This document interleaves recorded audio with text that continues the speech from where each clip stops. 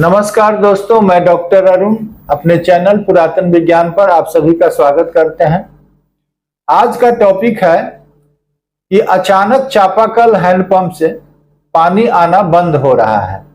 हमारे क्षेत्र में बहुत ऐसे गांव हैं जहां के चापाकल से पानी आना बंद हो गया है या आ भी रहा है तो बहुत धीरे धीरे आ रहा है, बहुत कोशिश के बाद आ रहा है।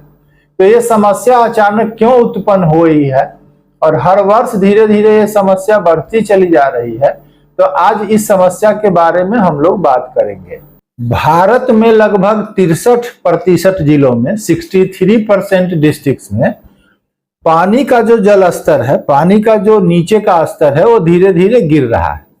तो इसका जो मुख्य कारण है, उसमें सबसे पहला कारण है जलवायु परिवर्तन। अनिश्चित और कम वर्षा के कारण जो जलवायु में परिवर्तन आया है, इसका एक कारण ये भी है, इसके कारण जल स्तर धीरे धीरे नीचे जा रहा है। इसका दूसरा जो कारण है वो है वनों की कटाई।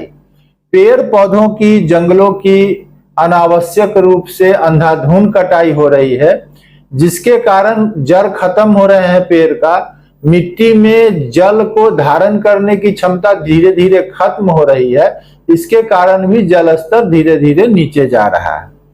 तीसरी बात है शहरी विकास।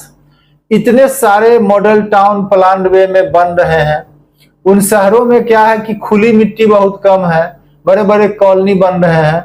उस कॉलोनी में पानी सप्लाई करने के लिए बड़े बड़े पावर बेल लगाए जा रहे हैं। अनावश्यक पानी की खिंचाई हो रही है, पानी की बर्बादी हो रही है। वो पानी जो बर्बाद होके यूज के बाद जो नाला में जाता है, नाला से पुनः नदी में जाता है और नदी से समुद्र में चला जाता है। उस पानी को जमीन के अंदर जाने का मौका ही नहीं मिलता है। इसके कारण भी जमीन का जो जल स्तर है वो धीरे धीरे नीचे जा रहा है।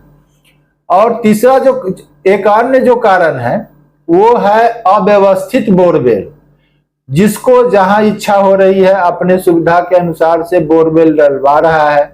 नजदीक नजदीक भी बड़े बड़े 4 इंच 6 इंच का बोरवेल डाला जा रहा है। अपने हिसाब से लोग पानी निकालने की कोशिश कर रहे हैं। वो समझने की कोशिश नहीं कर रहे हैं कि पानी कितना अनमोल धन है, जल ही जीवन है। इस बात को समझने में अभी लोगों को परेशानी हो रही है, जो आने वाले कल के लिए बहुत चिंताजनक बात है। इस समस्या से उबरने के अब हम कुछ समाधान की बात करते हैं। तो पहला चीज है रेन वाटर हार्वेस्टिंग। जो वर्षा होती है, जो पानी जमीन पर गिरता है, उसका हम समुचित उपयोग कैसे करें। जैसे कि सरकार भी कोशिश कर रही है कि हर गांव में, हर मोहल्ले में जहां जगह हो, बड़े बड़े तालाब का निर्माण किया जाए, झील का निर्माण किया जाए, वर्षा के पानी को जमा किया जाए, उससे पुनः खेती किया जाए। जमीन के नीचे का जल का उपयोग हम लोग कम से कम करने का कोशिश करें। तो ये हुआ रेन वाटर हार्वेस्टिंग। दूसरा कि मोहल्ले में घर से घरेलू जो पानी आता है, बड़े बड़े मल्टी स्टोरेज से जो पानी आता है, वो हम नाला में बहा देते हैं। जो नाले का पानी पुनः किसी नदी में जाता है, नदी से समुद्र में जाता है, अर्थात वो पानी किसी भी स्थिति में जमीन के नीचे नहीं जा पा रहा है। तो इसके लिए हम लोग पिट बनावे, बड़े बड़े खड्डे बनावे। इसका एक साइंटिफिक निर्माण की विधि है। कभी मौका लगा तो हम अगले वीडियो में इस विषय में बात करेंगे कि हमारे द्वारा उपयोग किया गया पानी इधर उधर बर्बाद ना होकर पुनः जमीन के नीचे जाए।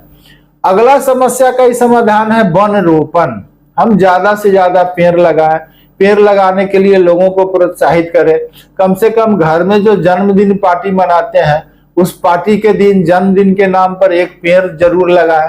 पेड़ के जड़ क्या करते हैं, जमीन में जो पकड़ते हैं, वो मिट्टी के पानी धारण करने की क्षमता को बढ़ाता है। और अगली बात कि बोरवेल जो बन रहा है, लोग गड़ा रहे हैं, उसका नियंत्रण जरूरी है। उसमें सरकार का कोई मापदंड हो, उससे नियंत्रण करें। तो दोस्तों, पानी को बचाना हम सभी की जिम्मेदारी है।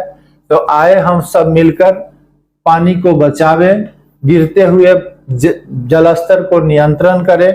आपको अगर ये वीडियो पसंद आया तो लाइक जरूर करें, अपनों में शेयर करें। जल ही जीवन है, इस मंत्र को याद रखें।